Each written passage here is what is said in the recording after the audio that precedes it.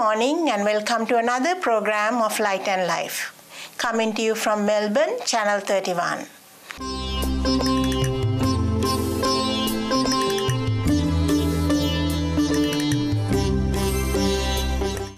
Next, we have Kingsley and Bandu Disanayaka.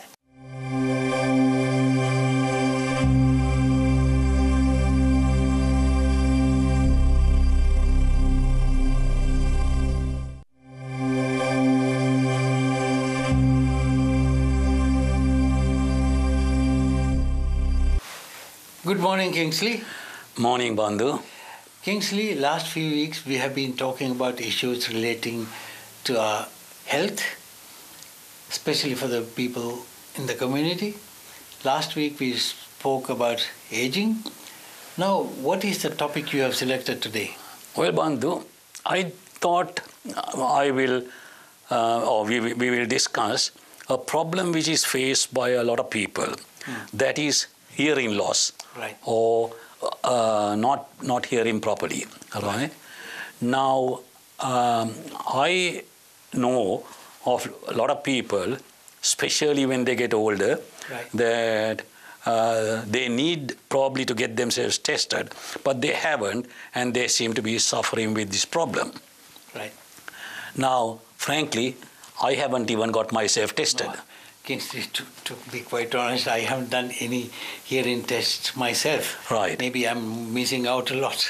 No, that's the thing. So, you know, Bandu, Australian Hearing is the nation's leading hearing specialist provider.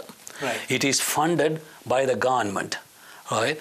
Australian Hearing is a statutory authority constituted under I think it was the Australian Hearing Services Act of 1991. It's an entity called Australian Hearing. That's correct.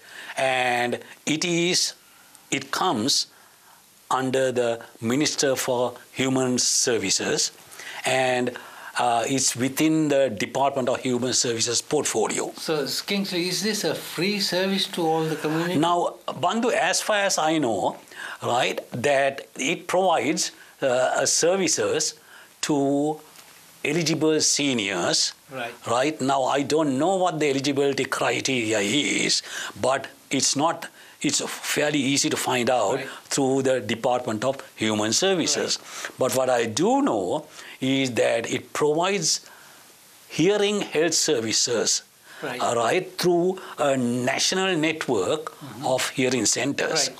And more importantly, it also undertakes research. Right? So, as I said, it provides a range of hearing services for eligible seniors. Right. So this is not only a problem for people of advanced ages, and maybe even younger people must be suffering from. That's right, Bandu. Problems. So when I thought I'll look into this, I saw a report which said that around 87% of Australians with untreated hearing loss is struggling to follow conversations and is missing out on special moments and special events. So, that's the thing, which, I thought, it's worth people looking into the thing to see whether they need to undergo any tests. Right. Apart from advanced age, what are the other causes of this hearing problems? The point is, especially young people these days, Bandu, seem to be listening to loud music. Right. Right? They got the stereo at full blast. Now, if you go to a dinner dance or if you go to a nightclub, you can, it's so loud. Absolutely. Sometimes I can't even talk to the man next to me. Right.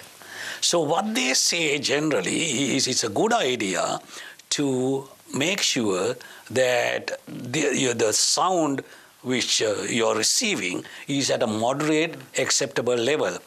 And if the sound is too high, in an environment where you can't control, it's always good to take a break. Just walk out for a little while to give it a break so that that at least you give your your senses a little bit of a rest. Right. Now, the thing is, it's also a good idea, if you think you need it, to have your hearing tested. Now, as I said, this Australian hearing may be able to provide you with that service, right, if you're eligible.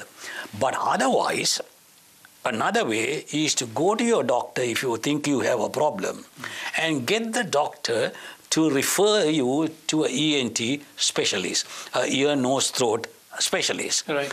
Now, the specialist can check you out for various other problems related to your senses. And if he thinks that a hearing aid is going to be helpful, then he may refer you to an audiologist who could provide you with that service. Right. So, long and short of it is that if you are at a dinner dance or a concert or where the music is loud, you take a rest. You go out for a while and come back. So, to minimize the effects. Yeah, that's right.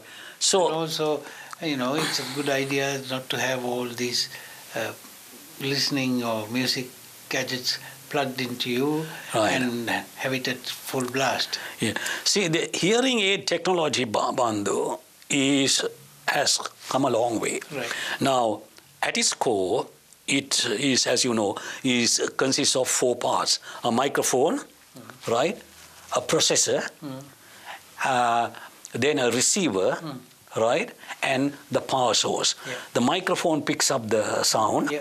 The processor enhances the sound to an acceptable level, right, and passes it on to the receiver. Yeah. And the power source drives the whole thing. Yeah. So it's nothing to be ashamed of. If the specialist thinks that a hearing aid may be helpful in your circumstance, then it may be a good idea to consult an audiologist and get yourself the proper hearing aid. Okay, so basically what you're saying is that most people, those who are at an advanced age, must go through this hearing test. Well, I wouldn't say must. It's a good idea to do that, because you may be missing out on special events through because you're missing out on some of the conversation. Now, only thing is that when you go to this, if you have to get a hearing aid, Bandu, I'm told that initially it may sound strange. It may feel strange, and you may be hearing things you haven't heard before, and it might take a while for you to get used to it. So, but they always say that it is a good idea to persevere with the thing, and once you get used to it, right, then your life will always change for the better. Right. So, okay, it is a thing, especially seniors need to think about, and getting a test done might be worthwhile. Okay, Kingsley, next time I'll make sure that if I go to these dinner dances where they're playing loud music, to make sure that I go out for a little while from time to time. Okay, Bandu. Okay. That's a thing, so anyway, that's a good topic. Okay, thank you very much. Thanks.